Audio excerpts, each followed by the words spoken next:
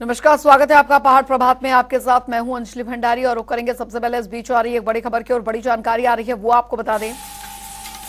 बड़ी और अहम खबर इस बीच मंगलवार को सीएम सुक्खू ने की शिष्टाचार भेंट। ये इस वक्त की बड़ी खबर। विधानसभा स्पीकर कुलदीप पठानिया से मुलाकात हुई है। मुलाकात के दौरान कई मुद्दों पर चर्चा भी की गई है। तो मंगलवार को सीएम सुक्खू से भेंट यहां पर हुई है और बड़ी खबर बड़ी जानकारी आपको बता दें। मंगलवार को सीएम सुक्खू ने की शिष्टाचार भेंट। विधानसभा स्पीकर कुलदीप पठानिया से मुलाकात उन्होंने की। मुलाकात के दौरान कई मुद्दों पर चर्चा भी की गई है।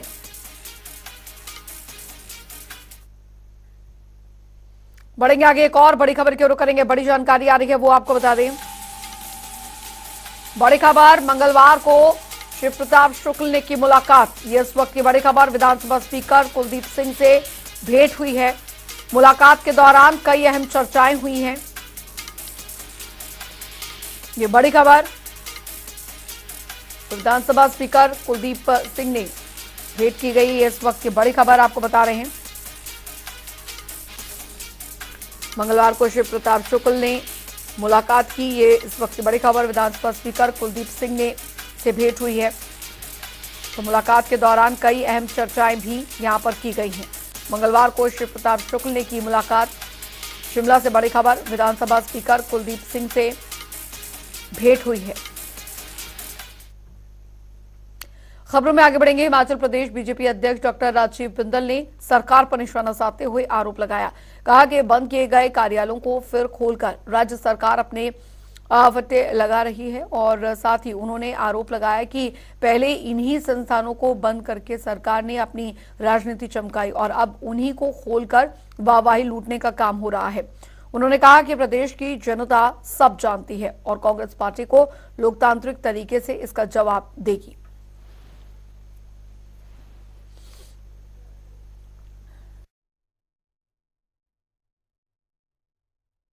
प्रदेश की वर्तमान सरकार ने एक अनोखा तरीका इजाद किया है। पूर्व की भारतीय जनता पार्टी सरकार के दौरान खोले गए कार्यालय, खोले गए स्कूल, खोले गए संस्थानों को एक मुश्त बंद कर दिया गया। लगभग 1,500 ऐसे संस्थान बिना कैबिनेट में ले जाए गए, उनको बंद कर दिया। क्यों बंद किया, आज तक उसका कारण कोई नहीं बता पाया। परंतु अब एक नायाब तरीका निकाला है। जो संस्थान, जो कार्यालय पहले बंद किए थे, अब सरकार ने उनको खोलने का क्रम शुरू किया है। 2022 के अंदर जब ये संस्थान खुल रहे थे तो कांग्रेस के नेता इनका विरोध कर, जगह जगह जाकर के बोल रहे थे ये पटवार खाने की जरूरत नहीं है, सब तहसील की जरूरत नहीं है। 2022 में भारतीय जनता पार्टी के माननीय विधायकों ने जनता की मांग के ऊपर और भारतीय जनता पार्टी की सरकार से ये कार्यालय खुलवाए। उस समय कांग्रेस इनको उचित नहीं मानती थी और 2023 में सरकार बनी, कांग्रेस पार्टी की सरकार बनी, उन्होंने इनको बंद कर दिया क्योंकि वो इसको उचित नहीं मानते थे।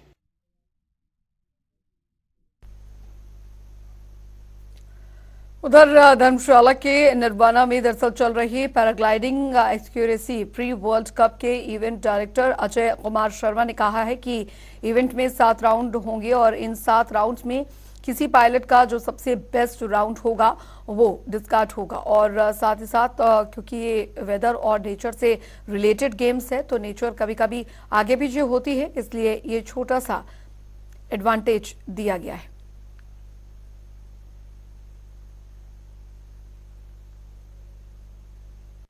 हुए 2017 से मैं फ्लाई कर रहा हूँ। की है सर, स्टार्टिंग में वहाँ पे की, फिर बाद में हमने फ्लाइंग टैक्सी के लिए भी आए इधर फ्लाइंग के लिए, तो आज एक्यूरेसी के लिए यहाँ पे आए। साइट अच्छी है सर और एक्यूरेसी के लिए अच्छी है क्योंकि यहाँ पे ज़्यादा हाइट नहीं है, बिकॉज अच्छा रहता है क्योंकि हाइट, अगर आप ज़्यादा हाइट लेंगे तो आपको हाइट लूज़ करने में बहुत टाइम लगेगा। तो यहाँ पे ऐसा है कि आप डायरेक्ट आ सकते हैं और बी गियर पकड़ के अपना लैंडिंग अप्रोच कर सकते हैं। आई थिंक सर 1 and 2 देखने का डिपेंड ऑन यू, आपकी कैलकुलेशन के हिसाब से, पर 1-1.5 किलोमीटर मान के चलिए, अगर आप बाय एयर देखते हैं तो यहाँ पे आप पहुँच सकते हैं। हाँ जी, पार्टिसिपेशन के तौर पे हूँ मैं। काफ़ी सही साइट है वैसे तो, एक्यूरेसी के लिए तो बेस्ट है, क्योंकि ज़्यादा टाइमिंग नहीं लगता है, 15-20 मिनट ऊपर पहुँचने में लगता है, और टेक ऑफ भी अच्छा है, लैंडिंग ऑलमोस्ट बढ़िया है। मे बी 71 या 2 अराउंड, कंफर्म इतना आइडिया नहीं है। काफ़ी सही है, पर बीड बिलिंग तो फिर वर्ल्ड का बेस्ट साइट है एक्चुअली। वहाँ पे जो है ट्री एरिया है, हाई माउंटेन पे फ्लाइंग होती है, एल्टीट्यूड ज़्यादा है, तो उस बेसिस पे अच्छी है, और ये भी ऑलमोस्ट ठीक है, काफ़ी सही है। उधर आपको बता दें कि हिमाचल प्रदेश के कुल्लू जिले में दरअसल मंगलवार को अन्नकूट का त्योहार बड़े धूमधाम से मनाया गया। पर्व को लेकर भक्तों में काफी उत्साह भी देखा गया। वहीं भगवान रघुनाथ की विशेष पूजा अर्चना की गई। लोगों ने मंदिर में भगवान रघुनाथ के जयकारे के नारे भी लगाए। उसके बाद श्रद्धालुओं के लिए विशेष रूप से भंडारे का भी आयोजन किया गया। आज सुल्तानपुर में अन्नकूट का त्योहार दिवाली के बाद मनाया जाता है। इस दिन भगवान रघुनाथ जी की पूजा अर्चना होती है और सारे जो लोग हैं यहाँ पे अपने दर्शन करने के लिए आते हैं, और इसमें विशेष करके जो नया अनाज होता है उसका भोग लगता है। तो भगवान जी की पूजा के बाद उनको जो अन्न का वो भोग लगाने के लिए उन्हें विराजमान किया जाता है। उसके बाद पूजा अर्चना के बाद सभी को भोजन ग्रहण करने के लिए बोला जाता है। तो इस त्योहार को सुल्तानपुर में बहुत खुशी के साथ मनाया जाता है। दिवाली के बाद अन्नकूट का जो पर्व होता है बड़े हर्षोल्लास के साथ रघुनाथ मंदिर में मनाया जाता है। काफ़ी वर्षों से मनाया जाता है, और इसमें काफ़ी लोग श्रद्धालु जो होते हैं वो अपनी माथा टेकते हैं और अन्न ग्रहण करते हैं। भगवान जी रघुनाथ जी को इस पे रखा जाता है, अन्न पे रखा जाता है, और वहाँ उनकी पूजा होती है। उधर हिमाचल प्रदेश में बीते दिनों आई आपदा के बीच बाद अब नदियों में खनन को लेकर चर्चाओं का बाजार गर्म है। इसके बाद अब क्रशर चलने पर भी रोक लगा दी गई है, लेकिन अब प्रदेश सरकार एक बार फिर से क्रशर चलने की अनुमति दे सकती है और आने वाले 1 से 2 दिनों में इसका फैसला हो सकता है। इस बारे में जानकारी देते हुए हर्षवर्धन चौहान ने बताया कि मामले को लेकर बनाई गई सब कमेटी ने मुख्यमंत्री को अपनी रिपोर्ट सौंप दी है और मुख्यमंत्री 1 से 2 दिनों में इस पर फैसला भी ले लेंगे।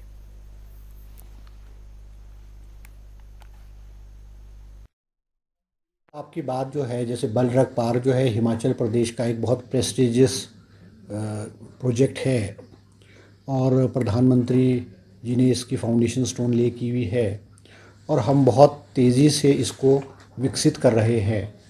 एक्सटर्नल जो इंफ्रास्ट्रक्चर है, रोड्स है, वाटर सप्लाई की है और बिजली की सप्लाई है, उसके लिए हमने टेंडर फ्लोट करके काम शुरू कर दिया है।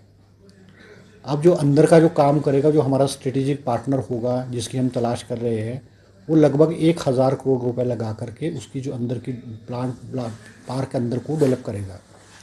अब उसमें सबसे बड़ा चैलेंज हमको ये है कि जो आपकी बात ठीक है कि इसका जो सॉलिड एफिलेंट होगा, सॉलिड वेस्ट होगा और जो लिक्विड डिस्चार्ज होगा, एफिलेंट होगा, वो बहुत पॉइजनस और बहुत वो डेंजरस टाइप का होगा और इसको ट्रीट करना, इसको किस तरह से हम उसको करेंगे, ये एक बहुत बड़ा चैलेंज है, क्योंकि इसमें वही व्यक्ति कर सकता है जिसको इसमें एक्सपीरियंस हो।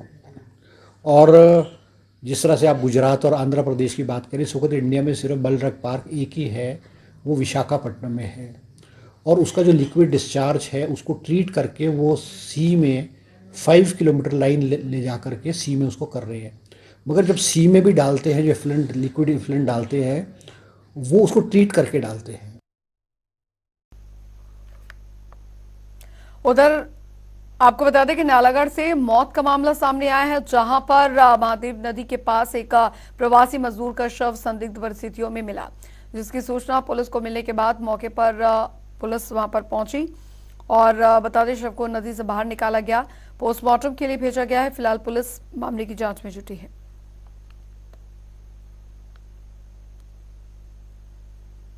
पुलिस चौकी दिबोटा में सूचना मिली है कि महादेव पुल के नीचे एक व्यक्ति जो है गिरा पड़ा है और जो कोई भी हिलजुल ना कर रहा है। जो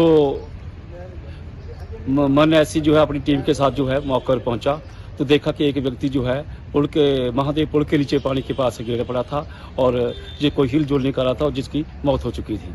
दौड़ा पड़ता था मिर्गी के दौड़े अच्छा।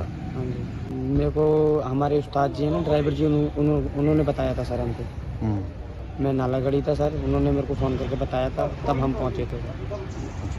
तो जाके नहीं, मैंने बस इनको खाट पे देखा था जाते खन, बस, और फिर हम ले आए इधर। उधर हमीरपुर में बीजेवाईएम ने प्रेस कॉन्फ्रेंस की। आपको बता दें कि इस दौरान बीजेवाईएम के जिला अध्यक्ष कपिल शर्मा ने बताया कि 17 नवंबर को ऊना में प्रदेश स्तरीय कार्य समिति की बैठक का आयोजन किया जाएगा।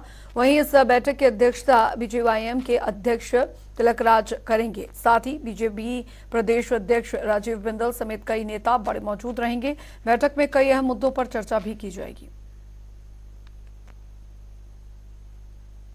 भाजयुमो प्रदेश कार्य समिति 17 नवंबर को ऊना में होना तय हुई है, जिसमें हमें प्रमुख रूप से भारतीय जनता पार्टी प्रदेश के सम्मानीय अध्यक्ष डॉक्टर राजीव बिंदल जी एवं प्रदेश के संगठन महामंत्री श्री सिद्धार्थन जी, उसके साथ साथ में प्रदेश के पूर्व में रहे मुख्यमंत्री एवं नेता प्रतिपक्ष जयराम ठाकुर जी एवं केंद्रीय मंत्री बड़े भाई अनुराग सिंह ठाकुर जी का मार्गदर्शन मिलेगा।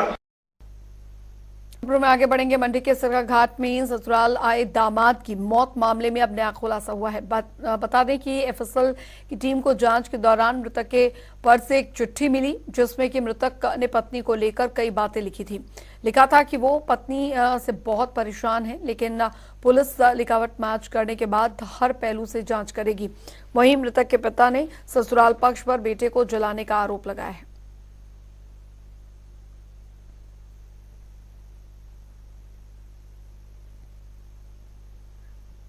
उधर रूस के मॉस्को में दरअसल 17 से 20 नवंबर तक अंतर्राष्ट्रीय ग्रैपलिंग प्रतियोगिता का आयोजन होगा। हिमाचल के 5 वायु वर्ग के 11 बच्चे प्रतियोगिता में भाग लेंगे और देश के कुल 50 प्रतिभागियों में प्रदेश के 10 वर्षीय 2 पहलवान अपना दमखम दिखाएंगे। बता दें आपको, राष्ट्रीय स्तर पर प्रदेश का नाम रोशन करने के बाद अब खिलाड़ियों का चयन अंतर्राष्ट्रीय ग्रैपलिंग प्रतियोगिता के लिए किया गया है।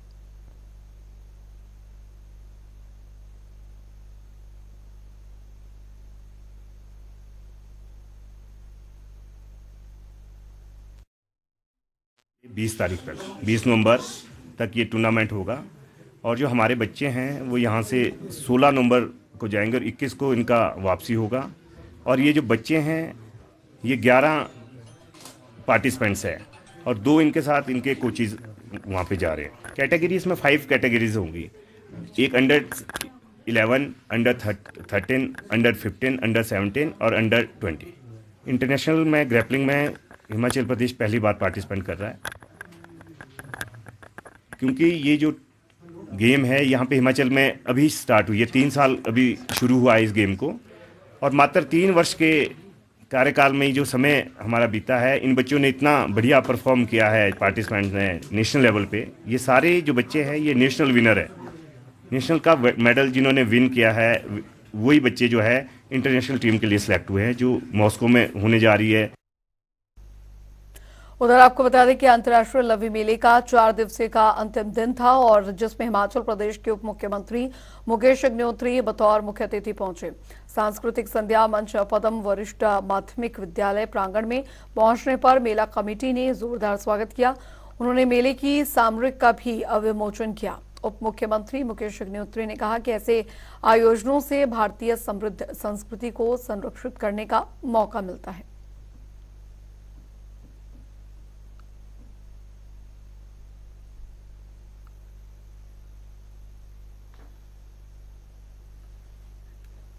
उधर शिमला ग्रामीण विधानसभा क्षेत्र के हलोंग धामी में दरअसल दिवाली के दूसरे दिन सदियों से चली आ रही पत्थर के खेल की अनोखी परंपरा को पूरे उत्साह और जोश से निभाया गया। सोमवार को दोपहर बाद करीब 3:30 बजे शुरू हुए पत्थर के खेल में दोनों ओर से करीब आधा घंटे तक पत्थरों की बरसात हुई। देखिए हमारी खास रिपोर्ट।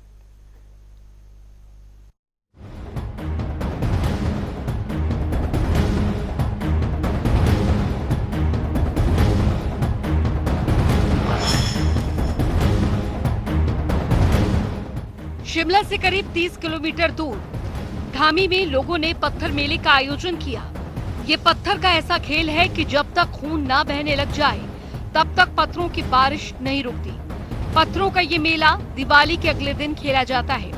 इस मेले में दो समुदायों के बीच पत्थरों की जमकर बरसात होती है। आखिर ये कैसी है परंपरा? क्यों बरसाए जाते हैं पत्थर? कैसे हुई इस मेले की शुरुआत? इस पुरानी परंपरा को निभाने के लिए बीते दिन भी शिमला में पत्थरों वाला यह अनोखा मेला लगा, जिसमें हिस्सा लेने के लिए सैकड़ों की संख्या में लोग धामी मैदान पहुंचे। इस दौरान एक समुदाय के लोगों ने दूसरे समुदाय पर जमकर पत्थर बरसाए। पत्थर मारने का ये सिलसिला तब तक चलता रहा जब तक दोनों में से कोई एक पक्ष लहूलुहान नहीं हो गया। इस दौरान धामी रियासत के राजा भी पूरे शाही अंदाज में मेले में पहुंचे और इस पूरे मेले में हुई पत्थरबाजी भी देखी। वहीं धामी के उत्तराधिकारी राजा जगदीप सिंह ने बताया कि पहले यहां हर वर्ष भद्रकाली को नरबलि दी जाती थी, लेकिन धामी रियासत की रानी सती होने से पहले नरबलि को बंद करने का हुक्म दे दिया था। इसके बाद पशु बलि देना शुरू हुआ। कई दशक पहले इसे भी खत्म कर दिया गया। इसके बाद पत्थर मेला शुरू किया गया। जितने भी धामी की प्रजा है, ये इसकी खुशहाली के लिए, इसके और कोई प्रकोप ना आए यहाँ पे और जनता खुशहाल रहे, इसलिए मनाया जाता था। तो बाद में ऐसा हुआ कि जब एक राजा का देहांत हुआ यहाँ पे धामी क्षेत्र के, धामी रियासत के राजा का, तो रानी ने सती होने से पहले वहाँ पे ये मान्यता रखी कि भाई ये जो जितने भी ये हमारे खुंद थे, एक खुंद बनाए गए जो धामी क्षेत्र के लोग थे, जिसमें जुठौती थे, दगोई थे, राज परिवार के लोग थे और तुनड़ू थे, कटेड़ू थे, तो इनका एक खुद बनाया गया। तो इसमें ब्राह्मण नहीं लिए गए क्योंकि ब्राह्मण पूजनीय माने जाते थे, तो ब्राह्मण को नहीं इसमें इंक्लूड किया। बाकी लोग आपस में एक प्रथा बनाई गई कि एक दूसरे को काफ़ी दूरी से पत्थर मारेंगे। और क्योंकि यहाँ पे मानव का ही रक्त लगता था, तो अभी भी अब जब ये बंद की मानव बलि, तो इस तरह से जब यहाँ पे चोट लगती है, किसी को लगता है हल्की फुल्की, तो वहाँ पे भद्रकाली को इसका रक्त लगाया जाता है। मान्यता है कि यहाँ हर साल मां भद्रकाली को नर बलि दी जाती थी, लेकिन धामी रियासत की रानी ने सती होने से पहले ही इस नर बलि को बंद करा दिया था। इसके बाद पशुओं की बलि दी जाने लगी, लेकिन कुछ समय बाद पशु बलि को भी बंद करा दिया गया और फिर शुरू हुआ पत्थरों का यह अनोखा मेला। शुरुआत तो यहाँ से नरसिंह का जो मंदिर है हमारे धामी दरबार में, इसमें राजपुरोहित पहले पूजा करता है और आशीर्वाद लेता है नरसिंह का कि ये भगवान जी का जो हमारे विष्णु के अवतार हैं, तो उनके आशीर्वाद से फिर हम आगे एक प्रोसेशन जाता है यहाँ से, और प्रोसेशन जाके वहाँ पे जो मैंने आपको बताया, ये फिर खुद आपस में एक दूसरे के साथ ये पत्थर का खेल खेलते हैं और खेल की भावना से खेलते हैं। तो उसके बाद वहाँ पे जब ये परंपरा पूर्ण होती है तो मेले में सब लोग अपने अपने मेले में चले जाते हैं। धामी से राज परिवार के लोग को पहला पत्थर मारने का जो मान्यता है, राज परिवार के लोग ही करते हैं। स्थानीय लोगों का कहना है कि मेले में पत्थरबाजी के दौरान जब किसी व्यक्ति का खून निकलता है तो उस खून का तिलक मां भद्रकाली के चबूतरे पर लगाया जाता है। इतना ही नहीं, इन लोगों का तो ये भी कहना है कि पत्थरबाजी के दौरान आज तक किसी की जान नहीं गई है। जिस व्यक्ति को मेले में पत्थर लगने से खून निकलता है, उसका खून मां भद्रकाली के चबूतरे पर चढ़ाकर उसे पास ही के अस्पताल में भर्ती करवा दिया जाता है। इतना ही नहीं, अगर इस दौरान किसी की मौत हो जाए तो पहले मेले की रस्म पूरी की जाती है, उसके बाद ही अंतिम संस्कार किया जाता है। लेकिन लोग परंपरा के बहाने सभी नियमों को तोड़ रहे हैं और बिना किसी की परवाह किए लोग एक दूसरे पर पत्थर बरसा रहे हैं। लेकिन अब देखना होगा कि ये मेला ऐसे ही चलता रहेगा या फिर इस मेले को लेकर कुछ विचार किया जाएगा। न्यूज़ डेस्क, जनता टीवी।